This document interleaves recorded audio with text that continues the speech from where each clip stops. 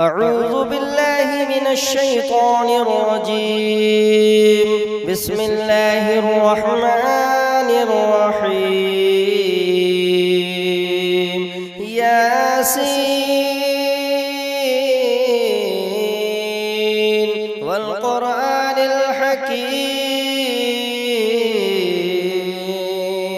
إنك لمن المرسلين على صراط مستقيم تنزيل العزيز الرحيم لتنذر قوما ما أنذر آباؤهم فهم غافلون لقد حق القول على أكثرهم فهم لا يؤمنون إنا جعلنا في أعناقهم أغلالا فهي إلى الأذقان فهم مقمحون وجعلنا من بين أيديهم سدا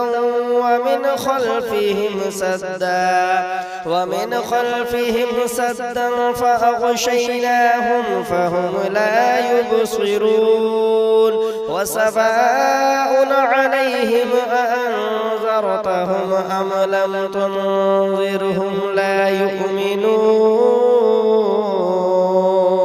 إنما تنذر من اتبع الذكر وخشي الرحمن بالغيب فبشره بمغفرة وأجر كريم إنا نحن نحيي الموتى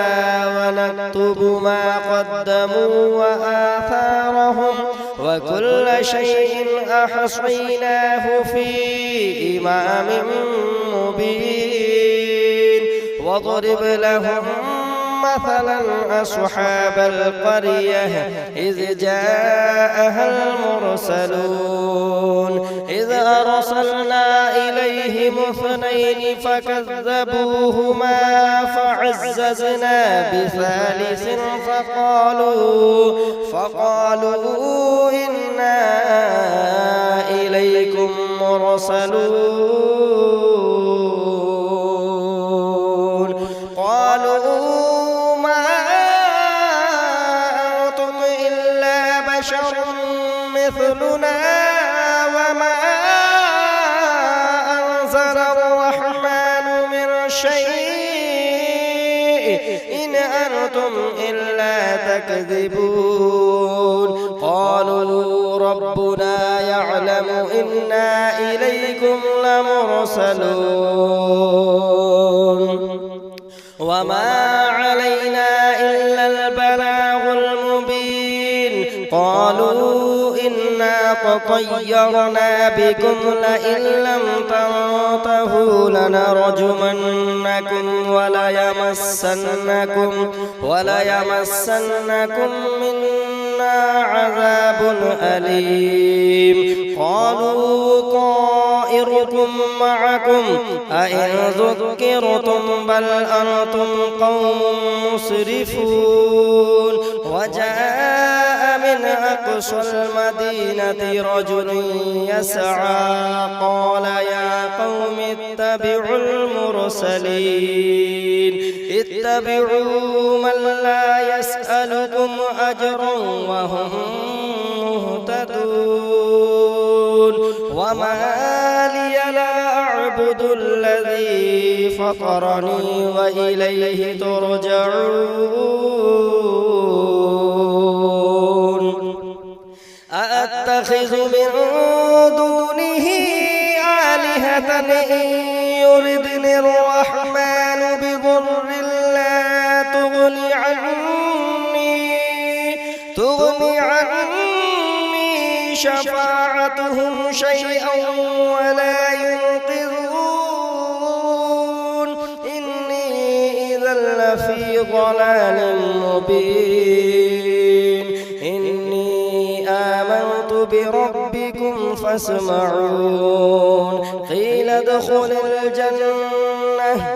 قال يا ليت قومي يعلمون بما غفر لي ربي وجعلني من المكرمين وما أنزلنا على قومه من بعده من جند من السماء وما كنا منزلين إن كانت إلا صيحة واحدة فإذا هم خامدون يا حسرة على العباد ما يأتيهم من رسول إلا كانوا به يستهزئون ألم يروا كم أهلكنا قبلهم من القرون أنهم إليهم لا يرجعون وإن كل لما جميع لدينا محضرون وآية لهم الأرض الميتة أحييناها وأخرجنا منها حبا فمنه يأكلون وجعلنا فيها جنات من نخيل وأعناب وفجرنا فيها من العيون ليأكلوا من ثمره وما عملته أيديهم أفلا يشكرون سبحان الذي خلق الأزواج كلها مما تنبت الأرض ومن أنفسهم ومما لا يعلمون وآية لهم الليل نسلخ منه النهار فإذا هم مظلمون والشمس تجري لمستقر لها ذلك تقدير العزيز العليم والقمر قدرناه منازل حتى عاد كالعرجون القديم لا الشمس ينبغي لها أن تدرك القمر ولا الليل سابق النهار وكل في فلك يسبحون وآية لهم أنا حملنا ذريتهم في الفلك المشحون وخلقنا لهم من مثله ما يركبون وإن نشأ نغرقهم فلا صريخ لهم ولا هم ينقذون إلا رحمة منا ومتاعا إلى حين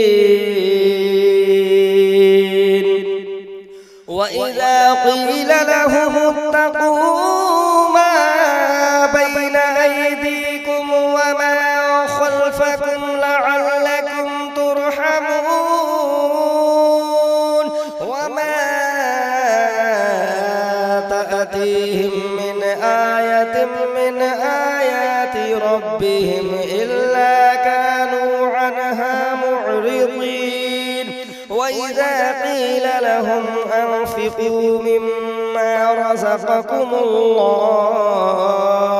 قال الذين كفروا للذين آمنوا أنطعم من لو يشاء الله أطعمه إن أنتم إلا في ضلال مبين ويقولون متى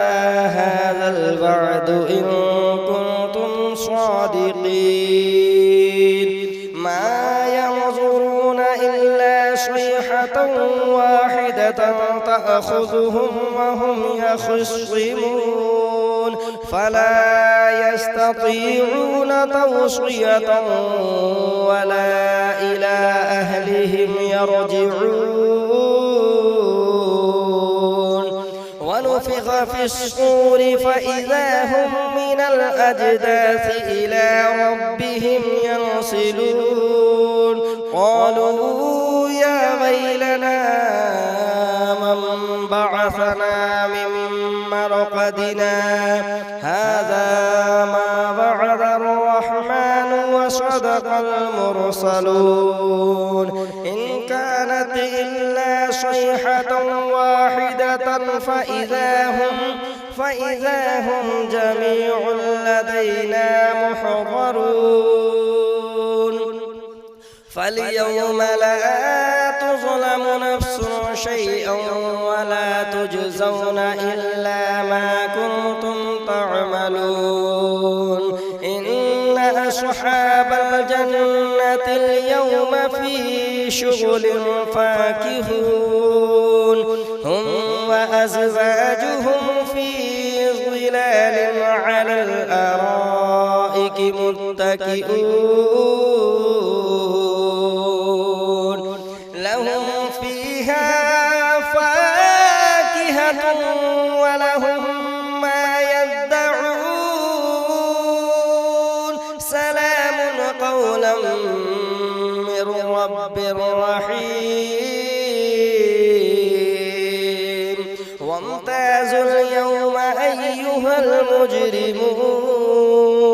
ألم أعهد إليكم يا بني آدم ألا تعبدوا الشيطان إنه لكم عدو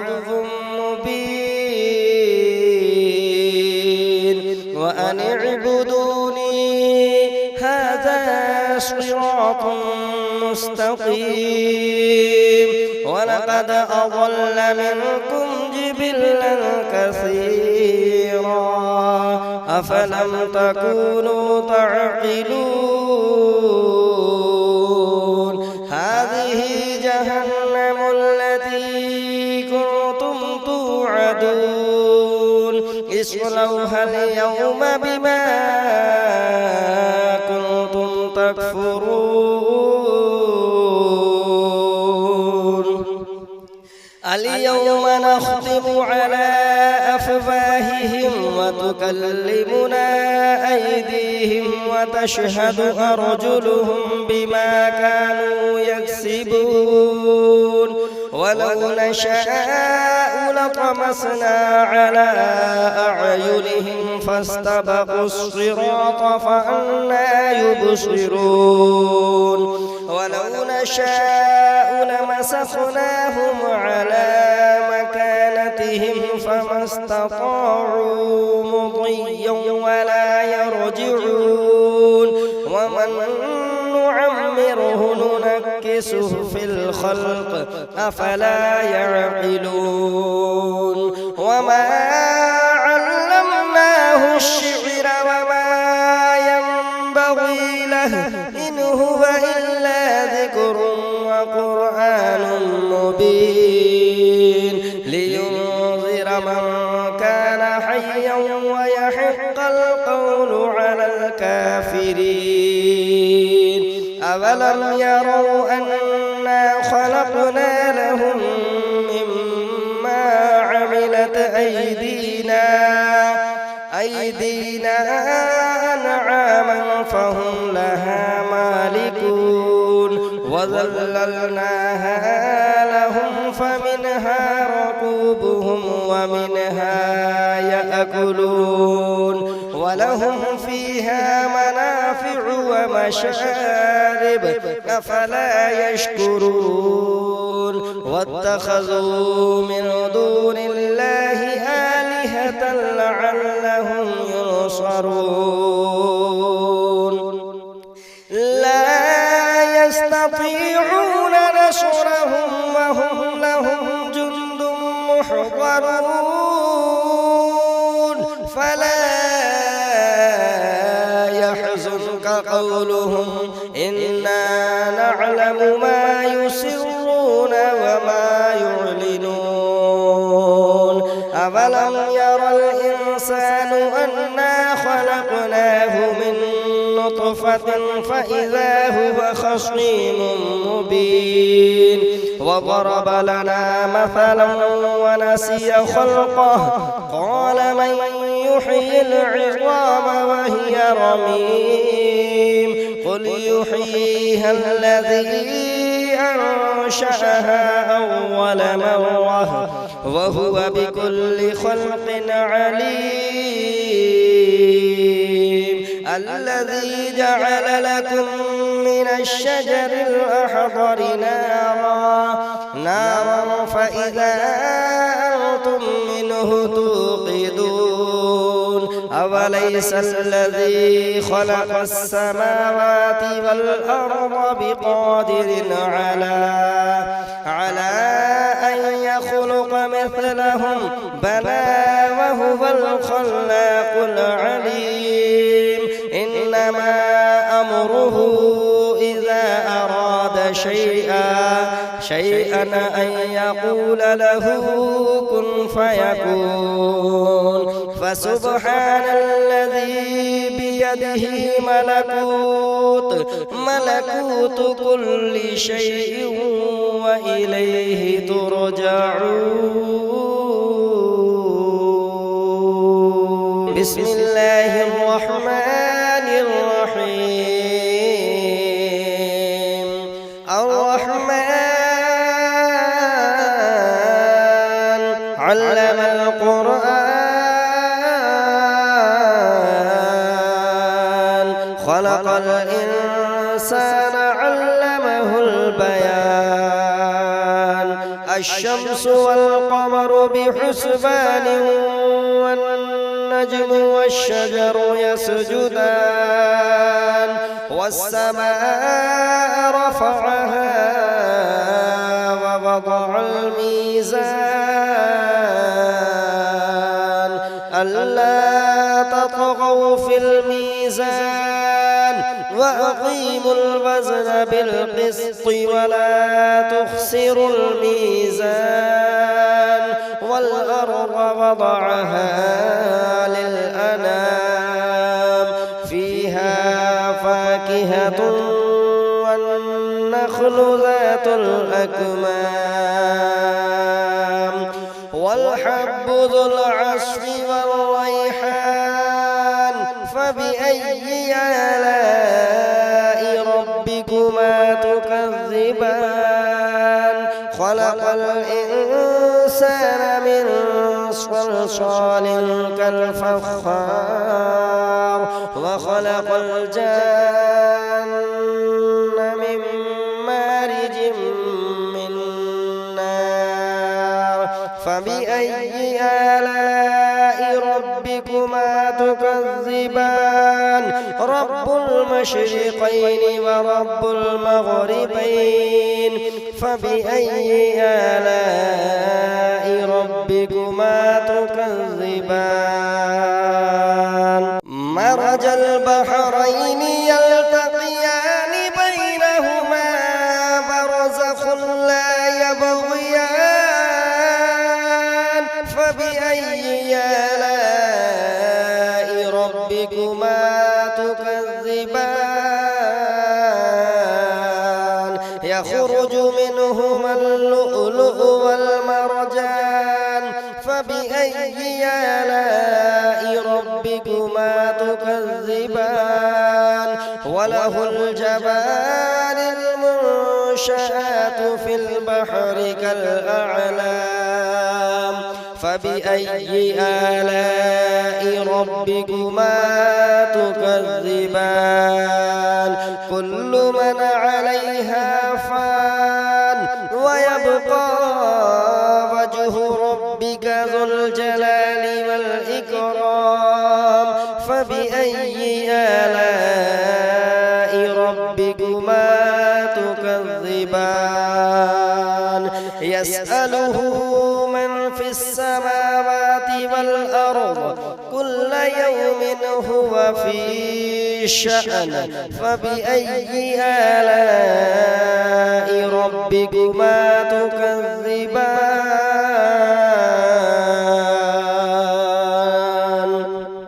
سنفرغ لكم أيها الثقلان فبأي آلاء ربكما تكذبان يا معشر الجن والإنس إن استطعتم أن تنفذوا من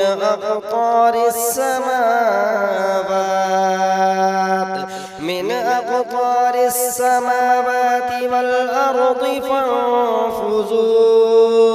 لا تنفذون إلا بسلطان فبأي آلاء ربكما تكذبان يرسل عليكما شواظ من نار ونحاس فلا تنتصران فبأي آلاء ربكما تكذبان فإذا انشقت السماء فكانت وردة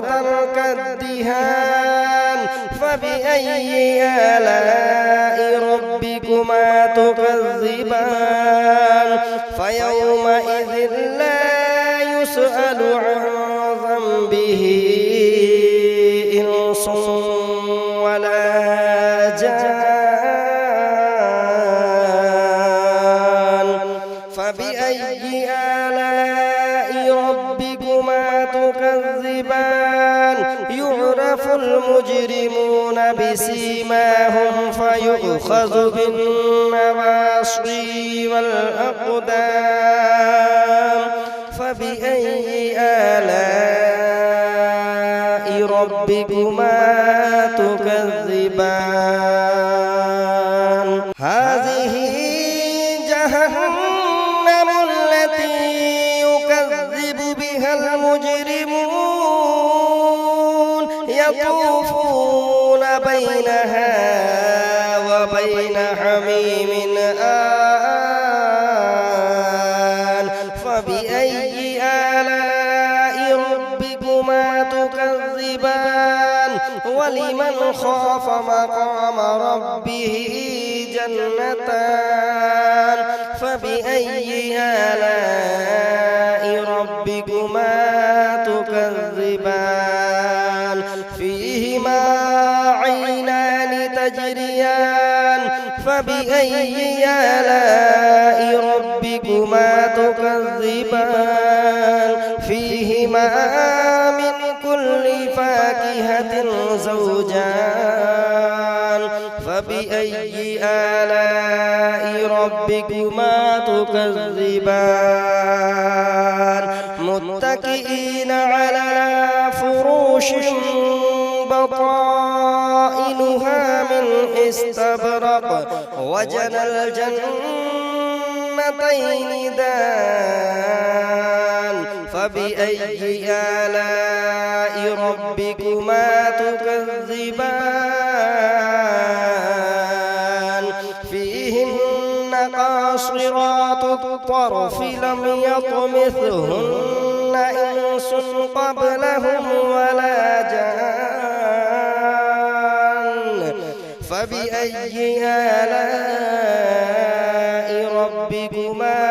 تكذبان كأنهن الياقوت والمرجان فبأي آلاء ربكما تكذبان هل جزاء الإحسان إلا الإحسان فبأي آلاء ربكما تكذبان ومن دونهما جنتان فبأي آلاء ربكما تكذبان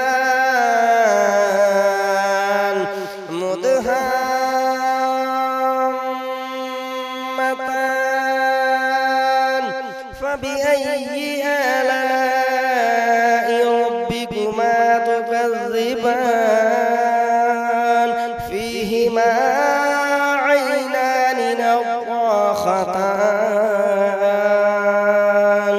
فبأي آلاء ربكما تكذبان فيهما فاكهة ونخل ورمان فبأي آلاء ربكما تكذبان فيهن خيرات حسان فبأي آلاء ربكما تكذبان حور مقصورات في الخيام فبأي آلاء ربكما تكذبان لم يطمثهن إنس قبلهم ولا جان فبأي آلاء ربكما تكذبان متكئين على رفرف خضر وعبقري حسان فبأي آلاء ربكما تكذبان تبارك اسم ربك ذو الجلال